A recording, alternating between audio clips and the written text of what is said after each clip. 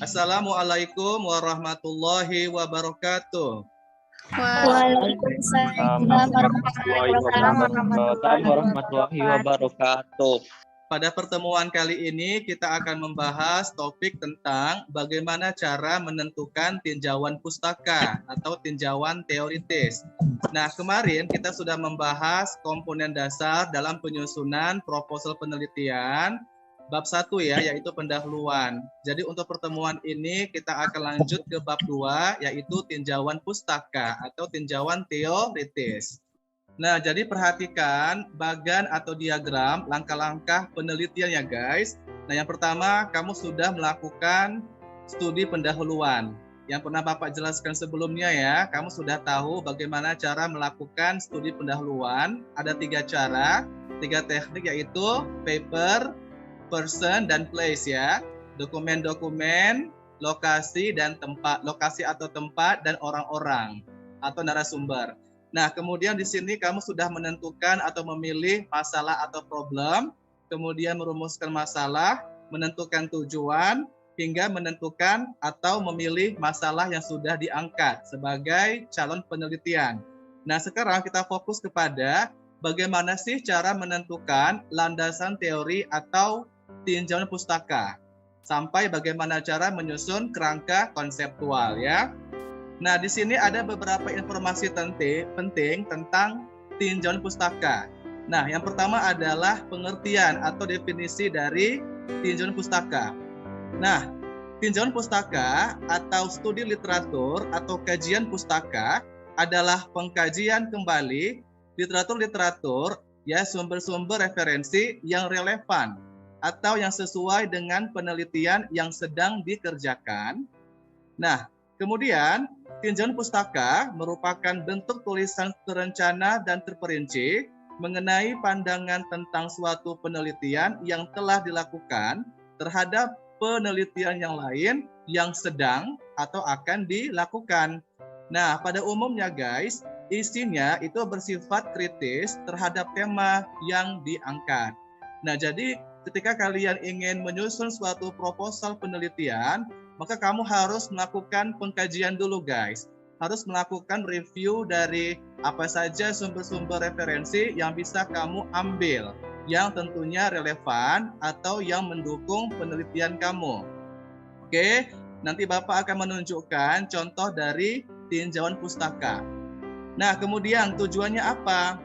Sebagai dasar pijakan atau fondasi untuk memperoleh dan membangun landasan teori, kerangka berpikir, bagaimana menentukan hipotesis penelitian, mengorganisasikan, dan kemudian menggunakan variasi pustaka dalam bidangnya. Nah, jadi untuk membangun apa saja sih teori-teori yang ada, kemudian kerangka berpikirnya, kerangka konseptualnya, kemudian untuk menentukan hipotesis penelitian, apakah diterima atau ditolak, serta memiliki variasi atau keragaman pustaka yang sesuai dengan jenis penelitian kalian masing-masing. Oke, nah kemudian fungsinya. Yang pertama guys, mengetahui sejarah dari masalah penelitian. Bagaimana historisnya atau bagaimana asal-usulnya dari suatu masalah tersebut. Itulah gunanya pustaka. Kemudian membantu memilih prosedur atau tata cara penyelesaian suatu masalah penelitian. Berarti kajian pustaka ini memberikan cara bagaimana memberikan alternatif solusi yang tepat untuk bisa memecahkan masalah penelitian yang ada guys.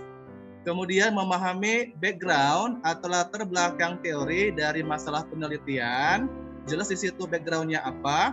Kemudian mengetahui manfaat dari penelitian sebelumnya. Nah, berarti kamu di sini bisa melihat contoh-contoh atau referensi dari penelitian sebelumnya yang tentunya relevan atau yang bisa mendukung dan mensupport penelitian kamu sekarang. Kemudian menghindari terjadinya duplikasi atau penggandaan penelitian atau penelitian yang berulang-ulang. Jadi kalau sudah ada, jangan dibuat lagi guys. Kamu mencari suatu riset atau suatu penelitian yang berbeda dengan punya orang lain, agar nggak terjadi yang namanya pengulangan atau duplikasi penelitian. Dan terakhir adalah memberikan pembenaran alasan pemilihan masalah dari penelitian. Nah, itulah sebabnya setelah kalian menentukan judul, kemudian mengirimkan beberapa jurnal atau artikel kepada pembimbing, itu gunanya apa guys? Agar pembimbing bisa melihat, oh ternyata memang benar apa yang kamu angkat sebagai penelitian, ada dasarnya guys, ada fondasinya dalam membuat suatu penelitian. Jadi gak asal-asal, jelas di situ judulnya, kemudian masalahnya, tujuannya, kemudian sumber-sumber referensinya, itu semuanya sudah valid. Jadi sebetulnya fungsinya adalah memberikan validasi atau pembenaran alasan kenapa kamu memilih masalah riset tersebut. Oke, selanjutnya adalah peranan, ya, peranan dari tinjauan pustaka. Nah, yang pertama, mengetahui batas-batas dari cakupan permasalahan penelitian. Nah, kamu sebagai peneliti bisa membatasi kira-kira apa ruang lingkup dari masalah tersebut agar tidak melebar kemana-mana, agar tidak meluas kemana-mana. Jadi fokus ke arahnya atau ke tujuan penelitiannya, guys. Yang kedua, dapat menempatkan pertanyaan penelitian dari perspektif atau sudut pandang yang jelas dan komprehensif, yang bersifat meluas ya. Kemudian dapat membatasi pertanyaan penelitian yang diajukan dan menentukan konsep studi yang berkaitan erat dengan permasalahan tadi. Jadi bisa dibatasi pertanyaan yang relevan, yang sesuai dengan konsep yang sudah diangkat tadi guys. Kemudian dapat mengetahui dan menilai hasil-hasil penelitian yang sejenis, yang bisa sama maupun kontradiktif atau bertentangan antara satu penelitian dengan penelitian yang lain. Nah, jadi yang Bapak sampaikan sebelumnya bahwa agar nggak terjadi yang namanya pengulangan atau penggandaan atau duplikasi penelitian, maka kamu harus melakukan studi pendahuluan serta melakukan studi pustaka ya. Jadi agar nanti tidak terjadi yang namanya pertentangan antara penelitian kamu dengan penelitian sebelumnya. Selanjutnya peranannya dapat menentukan metode penelitian yang tepat untuk memecahkan masalah penelitian. Jadi metodenya jelas, prosedurnya tepat, sehingga masalah yang kamu angkat bisa dipecahkan atau bisa dicari solusinya. Kemudian mencegah dan mengurangi replikasi atau pengulangan yang kurang bermanfaat dengan penelitian sebelumnya ya. Dan terakhir adalah dapat lebih yakin dalam menginterpretasikan atau menyimpulkan hasil penelitian yang hendak dilakukan. Nah, kamu yakin nih dengan penelitian kamu. Jadi kalau sudah jelas metodenya, sudah jelas latar belakang masalahnya, sudah ada landasan berpikirnya, sudah jelas pustakanya, maka kamu sebagai peneliti yakin ini pasti berhasil. Aku pasti bisa membuktikan bahwa riset saya ini bisa dilihat atau bisa digunakan oleh orang lain sebagai pola berpikirnya, seperti itu ya guys. Kamu yakin dengan apa yang kamu kerjakan, seperti itu. Kalau nggak yakin berarti ada yang salah. Kemungkinan metodenya kurang tepat atau mungkin pustakanya tidak ada atau tidak jelas. Nah, kemudian di sini guys, macam-macam sumber. Di sini ada beberapa sumber atau referensi yang bisa kamu tuju untuk mencari tinjauan pustaka guys. Yang pertama adalah jurnal penelitian, sudah jelas. Berulang-ulang Bapak sampaikan kepada kalian pada pertemuan sebelumnya bahwa jurnal itu adalah salah satu sumber referensi yang sangat diakui, reputasinya, kredibilitasnya, keabsahannya, dan sebagainya. Ya, jadi kamu sebagai peneliti, baik di SMA maupun nanti masuk ke perguruan tinggi sebagai mahasiswa, kamu harus rajin mencari jurnal, kamu harus rajin browsing, ya, membuka internet, mencari jurnal-jurnal penelitian yang bisa mendukung penelitian kamu nanti. Ya, nah tentunya jurnal itu harus memiliki ISSN guys, harus memiliki nomor seri. Nah kemarin Bapak sudah menunjukkan buku saya itu sudah ISBN, ada nomornya kan, ada nomor serinya. Kalau jurnal juga harus memiliki nomor guys, harus mengandung ISSN. Kemudian terakreditasi guys, harus terdaftar di kementerian, baik jurnal lokal, nasional maupun internasional ya. Jadi kamu harus mencari jurnal yang memiliki ISSN serta terakreditasi oleh kementerian dan lembaga-lembaga ilmiah lainnya. Jadi jangan mencari referensi dari Blogspot atau dari Wikipedia yang bisa diedit atau bisa diganti oleh orang lain. Kenapa guys? Bukan cuma anak mahasiswa atau dosen saja bisa membuat blogspot. Bahkan anak kecil sekalipun bisa membuat blogspot. Semua orang bisa membuat blogspot. Jadi artinya kalau kita sebagai peneliti yang memiliki pola pikir ilmiah, kita harus mencari sumber-sumber yang ilmiah juga.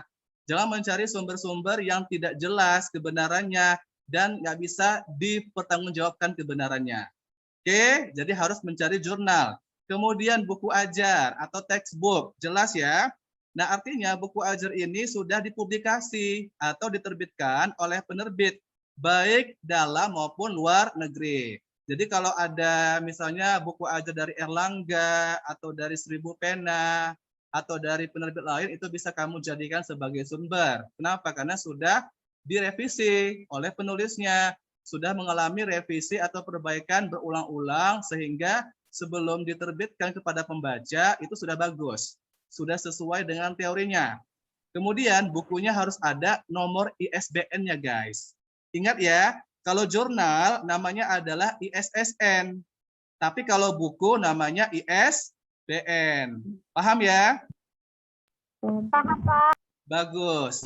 Nah, selanjutnya artikel dari internet. Nah, artikel ini adalah bagian dari sumber bacaan yang layak untuk kamu jadikan sebagai sumber pustaka, yaitu artikel yang dikeluarkan oleh pemerintah maupun lembaga pendidikan. Misalnya Kementerian Pendidikan dan Kebudayaan atau Kemendikbud, atau BRIN ya. Kemudian LIPI, apalagi guys, universitas, lembaga-lembaga penelitian, itu boleh kamu jadikan sebagai sumber bacaan atau sumber pustaka. Ya, nah kemudian narasumber, ini sebagai person tadi ya. Nah, narasumber, dari narasumber dapat digunakan jika sumber lainnya tidak ada atau waktu penerbitannya sudah lebih dari 10 tahun atau sudah lama, sudah usang. Jadi kamu bisa menggunakan narasumber atau responden sebagai referensi kamu ya untuk menentukan studi pustaka atau tinjauan pustaka. Dan terakhir, majalah penelitian. Ini nggak sembarang majalah, guys. Nggak semua majalah bisa kamu jadikan sebagai sumber penelitian.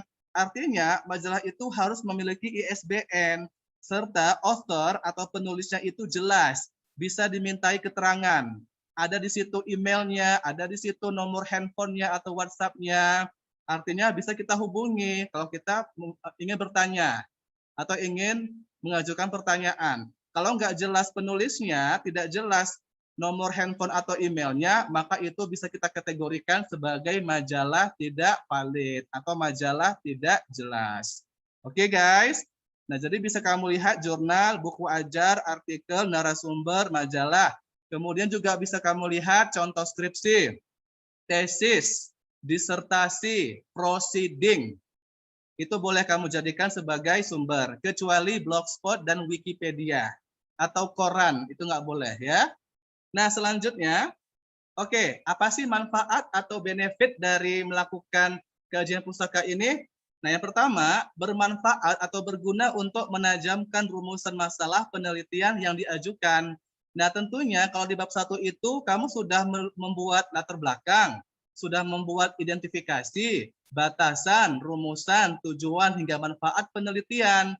Nah, jadi gunanya pustaka itu adalah untuk mempertajam rumusan masalah kamu, mempertajam tujuan penelitiannya, serta mempertajam hipotesisnya. Jadi seimbang atau relevan antara rumusan, tujuan, hipotesis, serta tinjauan pustakanya. Seperti itu ya. Kemudian kajian pustaka itu tidak saja mempelajari apa yang telah dilakukan oleh orang lain, tetapi juga melihat apa yang sudah terlewat dan belum dikaji oleh peneliti sebelumnya. Nah, artinya di sini kamu boleh melihat hasil penelitian dari orang lain ya untuk kamu jadikan sebagai fondasi atau landasan berpikir kamu. Kalau misalnya penelitiannya masih kurang lengkap, bisa kamu lengkapi. Atau misalnya masih terlewatkan, bisa kamu lanjutkan. Atau kalau belum dikaji, bisa kamu kaji ulang. Ya, seperti itu. Kemudian untuk melihat bahwa pendekatan penelitian yang dilakukan itu steril atau tidak sama dari pendekatan yang lain. Jadi tidak boleh ada persamaan dalam melakukan approach atau penelitian pendekatan. Ya, jadi nggak boleh sama pendekatan antara penelitian kamu dengan pendekatan dari penelitian orang lain. Boleh melihat contohnya atau boleh melihat hasil penelitiannya, tapi nggak boleh sama. Kenapa nggak boleh sama? Nanti bisa terjadi yang namanya plagiarisme atau plagiat. Jadi agar tidak terjadi yang namanya plagiarisme, maka tidak boleh menggunakan pendekatan yang sama dengan pendekatan orang lain. Selanjutnya guys, memperoleh pengetahuan mengenai metode, ukuran, subjek, dan pendekatan yang dipakai orang lain dan bisa dipakai untuk memperbaiki rancangan penelitian yang kita lakukan. Jelas sekali ya, kalau metode, ukuran, sama pendekatannya sudah kita pakai ya untuk untuk melakukan riset kita, nah kita bisa melihat dari metode yang dipakai oleh orang lain. Nah, seperti itu. Kita bisa memperbaiki kira-kira apa yang salah dari rancangan itu. Kalau salah, bisa kita perbaiki dengan cara mengadaptasi punya orang lain. Tapi tentunya nggak boleh diplagiat ya. Kalau dilihat boleh, dimodifikasi boleh, dikembangkan boleh, tetapi kalau diplagiat tidak boleh, baik sebagian maupun seluruhnya. Kemudian, manfaatnya adalah memperoleh pengetahuan berupa rekomendasi atau saran-saran bagi peneliti selanjutnya. Nah, biasanya kalau di bab 5 itu namanya adalah kesimpulan dan saran kan? Nah, jadi setelah kamu selesai penelitian, kemudian sudah mengolah penelitiannya, ada kesimpulannya, maka setelah kesimpulan ada namanya saran atau rekomendasi. Apa saran yang kamu berikan kepada pembaca untuk penelitian kamu, apakah sudah bagus atau perlu dikembangkan lagi. Nah, biasanya semua riset itu nggak ada yang sempurna, guys. Tidak ada yang sempurna, pasti harus kita kembangkan lagi, harus kita lanjutkan lagi. Nah, itulah gunanya setelah kamu membuat penelitian, kamu berikan di situ sarannya, atau implikasinya, atau rekomendasinya untuk memperbaiki penelitian kamu, supaya lebih baik lagi. Oke? Yang terakhir adalah untuk mengetahui siapa saja yang pernah meneliti bidang tersebut yang sama dengan yang kamu lakukan. Kamu membuat suatu penelitian, kemudian dipublish atau diterbitkan. Kenapa? Kalau artikel kita terbitkan, maka orang bisa membaca, oh itu punya si Ariel, itu punya si Risnawati misalnya. Berarti aku nggak boleh nyontoh, aku nggak boleh plagiat. Boleh kita lihat, boleh kita jadikan sebagai landasan pemikiran atau penelitian kita, tetapi isinya atau kontennya nggak boleh kita plagiat, guys. Nah, jadi kita tahu siapa saja yang punya artikel itu, siapa saja yang punya jurnal itu. Kalau misalnya kamu punya penelitian, tetapi tidak kamu publikasikan, tidak kamu terbitkan ke jurnal, apakah orang tahu itu punya kamu? Tahu nggak? Tidak, Pak. Tidak, Pak. Tidak tahu, Tidak, Pak. bagus. Tidak tahu. Makanya kita harus publikasi atau kita terbitkan riset kita ke jurnal agar orang atau pembaca lain bisa tahu, oh ini punya Sri Risnawati. Jadi bisa kita jadikan sebagai penelitian, bisa kita kutip buah pemikirannya, tetapi tidak kita copy seluruhnya atau sebagian, tidak kita plagiat isi dari penelitiannya. Ya, jadi untuk mengetahui siapa saja yang pernah meneliti bidang yang sama. Oke? Oke, Pak. Oke, Pak. Bagus.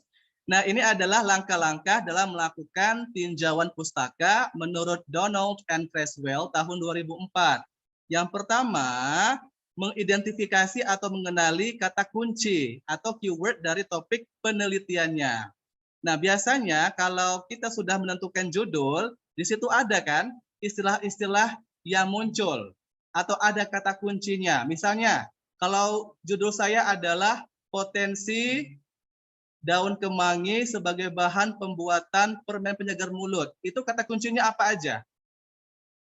Daun kemangi, Bagus. permen, Daun kemangi apa Bau lagi? mulut. Bau mulut. Bagus. Bau mulut sama permen. Bagus. Risnawati Rival. Jadi kalau kita sudah tahu apa kata kuncinya, itulah yang kita buat dalam daftar pustaka kita. Kalau judul saya tentang potensi daun kemangi untuk penyegar mulut, kan otomatis saya mencari istilah-istilah yang berhubungan dengan judul saya, daun kemangi atau permen atau penyegar mulut atau bau mulut. Kalau saya mencari misalnya daun pisang, apakah relevan? Tidak, Pak. Tidak. Apakah sesuai sama kata kuncinya? Tidak, Tidak. Pak. Bagus. Pak. Jadi harus sesuai dengan kata kuncinya. Nah, seperti itu guys. Jadi kita harus mengidentifikasi dulu atau mengenali kata kunci dari topik penelitiannya, kemudian kita baca abstraknya. Nah, minggu lalu Bapak sudah menunjukkan contoh abstrak kan dari penelitian alumni kita. Jadi di situ ada abstrak atau ada intisari dari riset tersebut.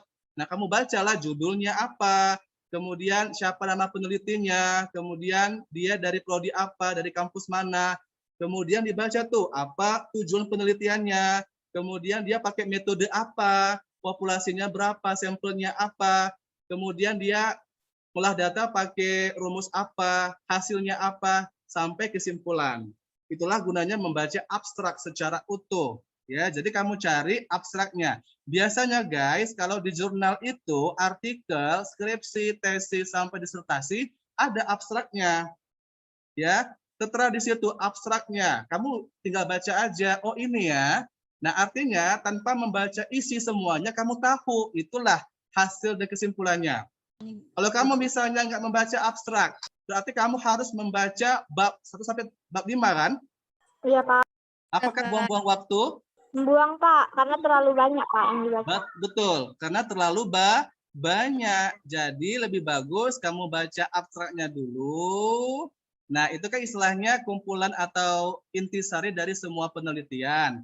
Tanpa harus membaca isi laporannya dari bab 1 hingga bab 5. Bagus. Nah, setelah kamu membaca abstrak, maka kamu langsung memetakan atau melakukan mapping dari catatan hasil bacaan. Ya, kamu baca abstraknya, kemudian kamu cari pemetaannya, kemudian kamu buatlah note-note ya tentang apa yang sudah kamu baca. Setelah kamu memetakan catatannya, baru kamu membuat ringkasannya atau membuat resume dari literatur yang udah lengkap tadi. Secara lengkap dan secara utuh. Setelah itu, baru kamu membuat tinjauan pustaka dengan cara menyusunnya lebih tematis. Ya, ini ada di bab 2 kan? Dan baru kamu kemukakan pandangan umum tentang topik penelitian tersebut. Nah, sebetulnya ini sangat simpel sekali ya. Kamu cukup mengetahui apa kata kuncinya, kemudian kamu download beberapa referensinya, jurnal, dan sebagainya. Kamu baca abstraknya, kamu petakan catatan dari hasil bacaan tadi, baru kamu buat ringkasan dari pustaka yang udah lengkap, baru kamu buat tinjauan pustakanya, dan kamu kemukakan pandangannya tentang topik yang sudah kamu angkat tadi. It's very simple, sangat sederhana ya. Oke, selanjutnya kita bahas tentang jumlah referensi yang harus kamu butuhkan. Ya, nah jadi walaupun kamu masih SMA, kamu juga harus mengetahui berapa sih jumlah referensi yang dibutuhkan agar proposalnya bisa diterima. Nah, jadi dalam hal kuantitas atau jumlah referensi yang digunakan tidak ada batasan guys, terserah mau berapa aja. Ya, jadi tidak ada batasan berapa jumlah untuk referensi yang kita gunakan.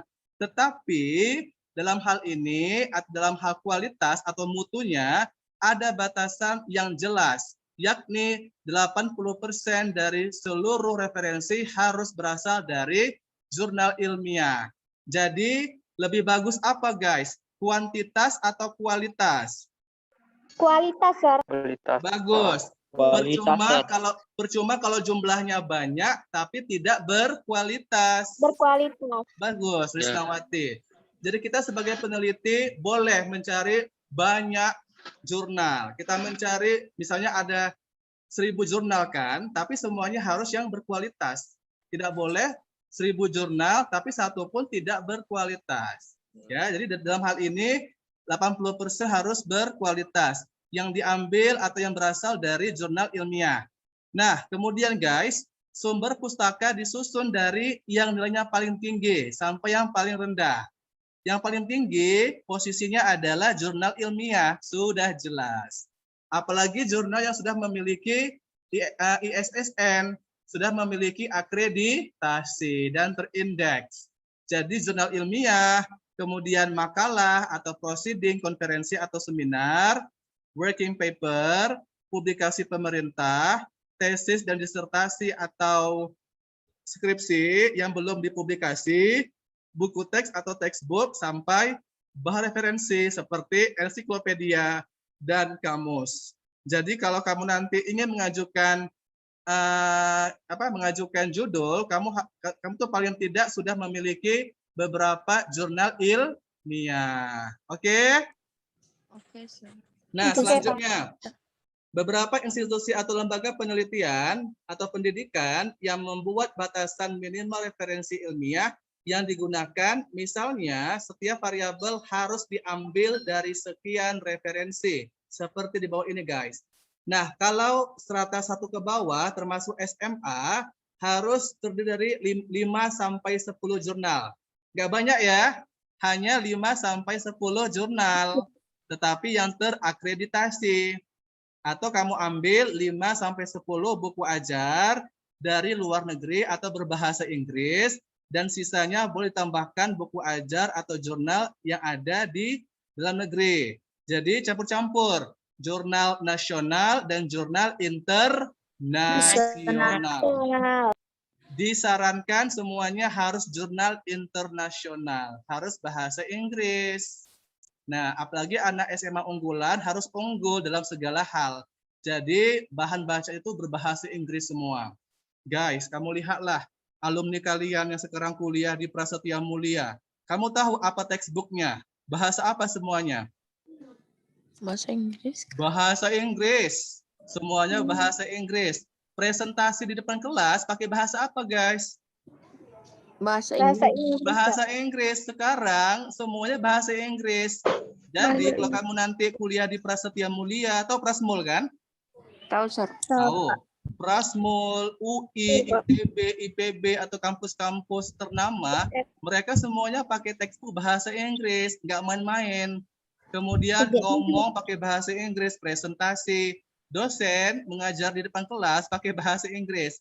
Jadi guys, kalau kamu nanti di SMA ini nggak bisa bahasa Inggris, kamu akan ketinggalan. Kamu akan terbelakang. Jadi sebisa mungkin nanti kamu belajar bahasa Inggris, ya. Kamu misalnya belajar itu nggak susah ya guys. Nggak mesti kamu itu les. Belajar itu bisa dari mana aja. Bisa dengan membaca dengan menonton film-film barat misalnya, ya kan? Ya, Sir. Bisa apa lagi? Dengerin musik. Dengerin musik-musik barat. Kemudian membaca buku-buku bahasa Inggris. Bagus, nonton YouTube kan? Nonton conversation bahasa Inggris. Jadi, kamu bisa belajar bahasa Inggris itu di mana aja, kapan saja, dan siapa saja. Ya, semuanya bisa berbahasa Inggris.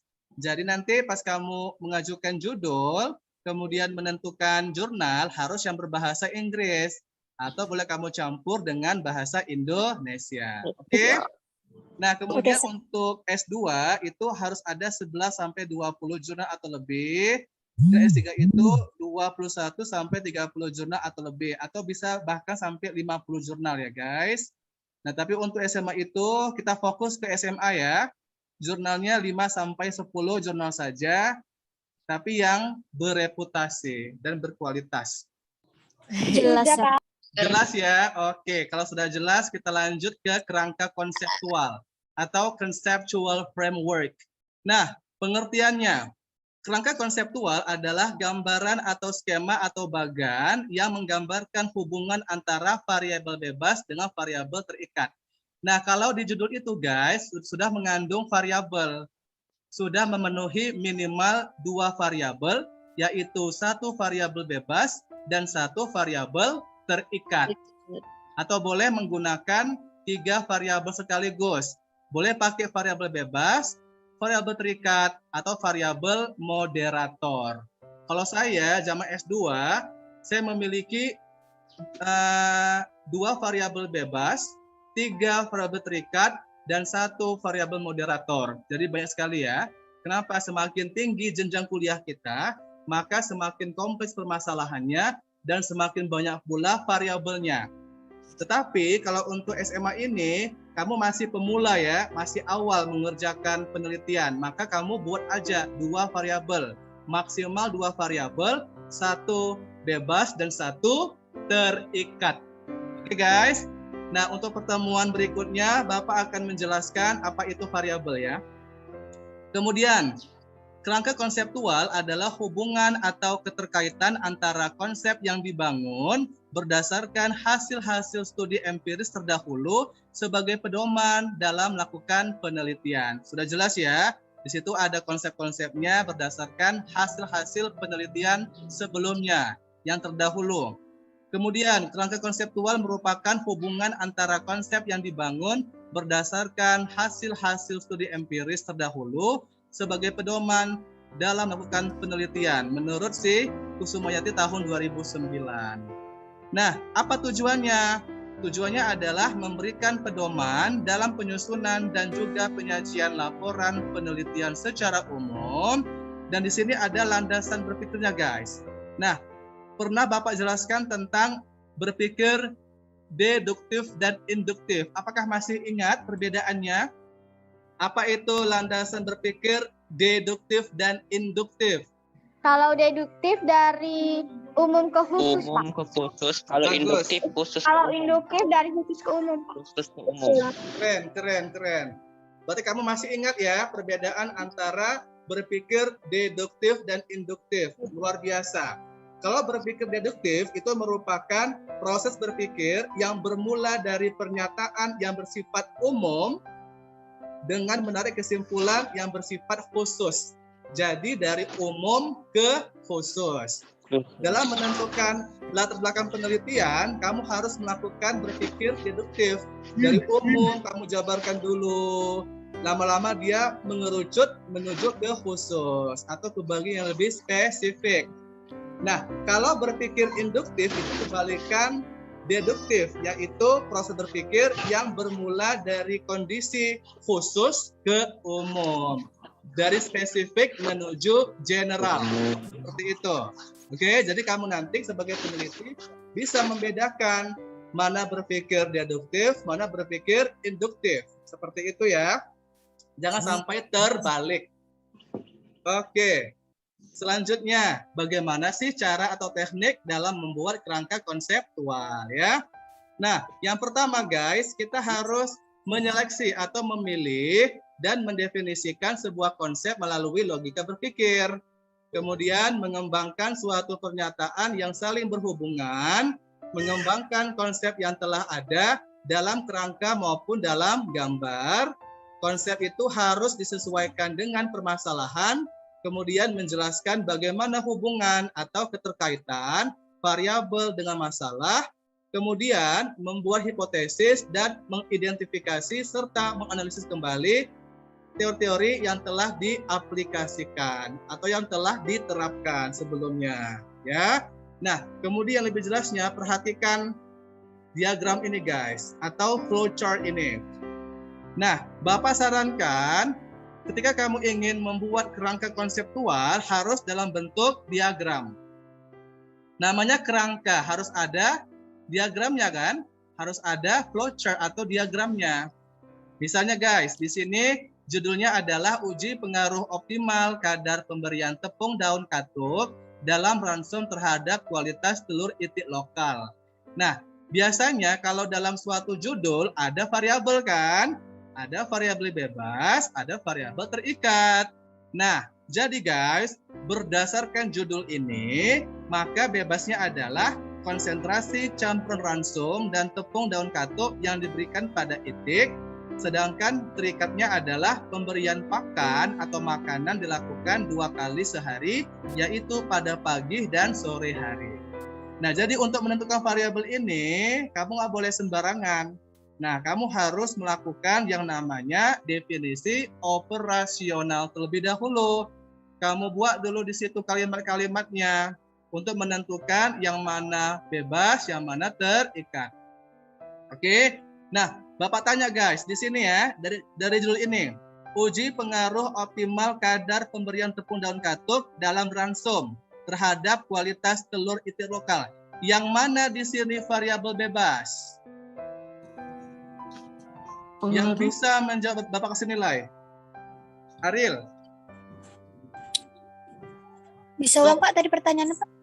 Oke, ini judulnya ya, uji pengaruh optimal kadar pemberian tepung daun katuk dalam ransum terhadap kualitas telur itik lokal. Nah, berdasarkan judul ini Hafiz, yang mana variabel bebasnya? Kamu sebutkan. Pengaruh optimal kadar pemberian tepung daun katuk Pak. Pengaruh. Bagus. Dan merapan Luar biasa. terhadap Berarti di situ bebasnya adalah pengaruh optimal kadar pemberian tepung daun katuk. Sampai di sini aja bagus. Kalau terikatnya apa? Itu Pak, pemberian daun katuk dalam rumsum terhadap kualitas telur. Masih salah. Yang mana terikatnya? Telur itu lokal. pemberian kadar Ayo, Terikat. terikat. Kualitas telur itik lokal sih. Bagus. Kualitas telur itik lokal. Inilah variabel terikatnya ya. Oke, bisa dibedakan ya. Bisa Sir. bisa Bagus. Sir. Jadi, kalau di awal, misalnya pengaruh optimal kadar pemberian tepung daun katuk, itulah variabel bebas. Oke. Kemudian kualitas telur itik lokal itulah variabel terikat. Jadi dari judul kamu bisa menentukan yang mana variabel bebas, yang mana variabel terikat, dan yang mana variabel moderator apabila ada. Oke, tetapi pada umumnya untuk risiko SMA itu cuma dua variabel aja, bebas atau terikat, bebas atau independen, terikat atau dependen. Paham ya? Paham Sir. Paham Pak. Oke. Ada pertanyaan? Any question? Oh Sir. Saya Sir. Ya Hafiz, silakan. Ini tentang Sir sebutkan tentang diagram. Nah diagramnya itu bebas atau ada di ini kan Sir gitu? Apa? Tentang diagram. Diagram. Diagramnya itu ada. Nah, diagramnya itu bisa dipilih terserah atau ada di... Nah, berdasarkan contohnya, nanti buku panduannya ada tuh. Kamu lihat bagaimana cara membuat diagram alir yang benar atau flowchart. Ini namanya ada diagram. Ngerti maksudnya? Di sini ada gambar kotak, kemudian ada tanda panah atau garis-garis. Harus ada seperti itu. Iya. Jadi bukan cuma kalimat-kalimat aja. Kenapa? Kalau semuanya kalimat pasti bosan kan? Bosan dibaca. Kemudian juga pembaca nggak tahu sebetulnya apa variabelnya, apa metodenya, kemudian apa hasilnya sampai kesimpulannya. Jadi kalau untuk kerangka konseptual itu lebih bagus apabila dibuat dalam bentuk diagram seperti ini, Hafiz, atau dalam bentuk flow chart. Oke? Namanya kerangka. Jadi harus ada kerangkanya kan, harus ada kepalanya, ada lehernya, ada tulangnya, ada badannya. Contoh, ini apa namanya guys? Ini bagian apa nih? Judul bagian kepala ya kan? Bagian kepala. Kemudian disambung dengan tulang-tulang nih. Nah, ini namanya adalah bagian tangan, tangan kanan, tangan kiri. Nanti tuh bersambung sampai ke bawah, panjang dia guys. Panjang ya. Ini sebetulnya belum semua nih, masih banyak lagi nih. Karena nggak cukup nanti kepotong, makanya sampai bagian tangan saja. Oke? Apakah ini masih ada lagi? Masih ada, panjang ke bawah sampai bagian kaki nanti. Jadi dari kepala sampai kaki, from head to toe. Oke? Oke, Sir. Nah, itulah contohnya tadi yang saya bilang. Contoh kerangkanya ya. Nah, ini judulnya adalah Ibu menyusui. Ibu menyusui ya. Ibu menyusui. Nah, di sini guys dibuat. Ini kepalanya nih. Kemudian dibuat di sini pemberian ASI eksklusif. Di sini ada 2 guys. Manfaatnya sama komposisinya, ya kan? Apa manfaat ASI eksklusif? Inilah dia kamu jelaskan. Apa komposisinya? Ini kamu jelaskan. Oke? Nah, kemudian di bawahnya ada lagi ini. ASI keluar oleh karena gerakan peristaltik. Berarti ini lebih ke apa nih? Proses ya, bagaimana proses pengeluaran air susu ibu. Nah, kamu jelaskan di sini. Kemudian kamu buat lagi tanda panahnya. Tanda panahnya sampai ke bawah. Nah, baru kamu jelaskan di sini. ASI terperah keluar ada 2, yaitu bayi terlindungi dan gizi bayi terpenuhi. Kemudian dibuat lagi perkembangan motoriknya. Apakah ini masih ada? Masih ada nih, panjang sampai ke bawah. Sampai ke bawah, guys. Jadi sebetulnya untuk membuat ini, kamu harus saja membaca. Kamu bacalah pustakanya atau referensinya agar bisa membuat kerangka seperti ini. Paham ya? Jadi beda judul, beda isi. Nah, karena di sini judulnya tentang ibu menyusui, maka disesuaikan sama ibu menyusui. Manfaatnya, komposisinya, dan sebagainya. Paham ya? Paham, Sir. Paham, Sir. Kira-kira gini lah. Kamu sebagai pembaca lebih mudah membaca hasil penelitian dalam bentuk seperti ini atau tulisan-tulisan semuanya? Seperti ini. Seperti bagan, Sir. Seperti Ini, Sir. Enak ya, gampang ya. Oh, ini dia manfaatnya. Kotak-kotak kan dia lebih Iya, Sir. visual ya. Lebih visual Iya, dia. Tidak bosan. Oke, good job. Jadi pada pertemuan ini kita sudah membahas tentang bagaimana cara menentukan tinjauan pustaka dan bagaimana cara menentukan atau membuat kerangka konseptual. Oke guys. Demikianlah pembahasan materi pada pagi hari ini tentang bagaimana cara menentukan tinjauan pustaka dan kerangka konseptual. Apabila ada pertanyaan, silakan ditanyakan di kolom komentar atau di grup research kita ya. Nah, terima kasih atas perhatiannya. Wassalamualaikum warahmatullahi wabarakatuh. Waalaikumsalam warahmatullahi wabarakatuh. Sampai jumpa pada pertemuan berikutnya. See you next time. See you. Sir. Oke. See you, sir.